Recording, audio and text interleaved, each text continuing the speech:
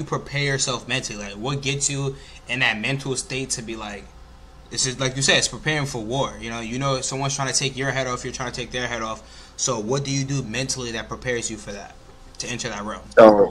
So your question on it, 50-50, I'd probably say like 70-30, and not 70 mental and 30 physical. Maybe 80 mental, maybe 20 physical.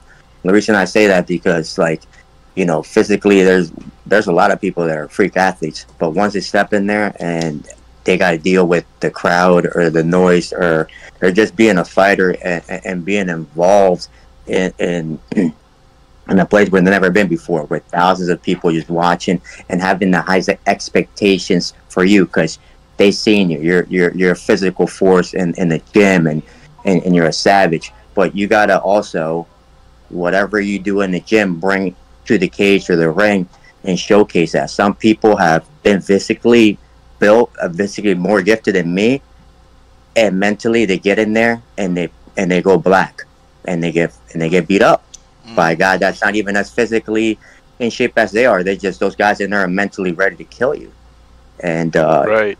it's just, Have you ever, my fault for interrupting? Have you ever dealt with that? Like, you get in a fight that you think is easy, is light, and then like let's say it'd be like Uh, those skinny ass people, like frail as shit, and then like you're like, oh shit, he actually knows what he's doing.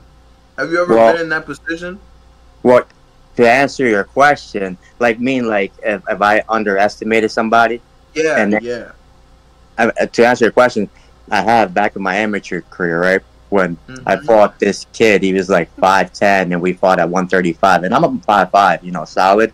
He was skinny, and I was just like, well, he's a wrestler, but his hands are not where my hands are at, and he's just not the guy with the experience that I have in there, and kind of underestimated, you know, got clipped a couple times, like, yo, man, like, I was like, it's a fight, man. It's in MMA. That's why they call it MMA. Anything can happen, bro. We just seen Israel Adesanya, one of the best strikers, get beat up by Strickland, Yeah, and that's because dogs.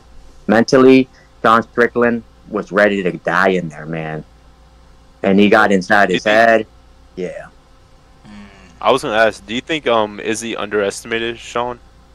100%, a hundred Yeah. percent. If you watch Izzy mocking him and the little Philly shout that that Strickland plays with, he's in here like this.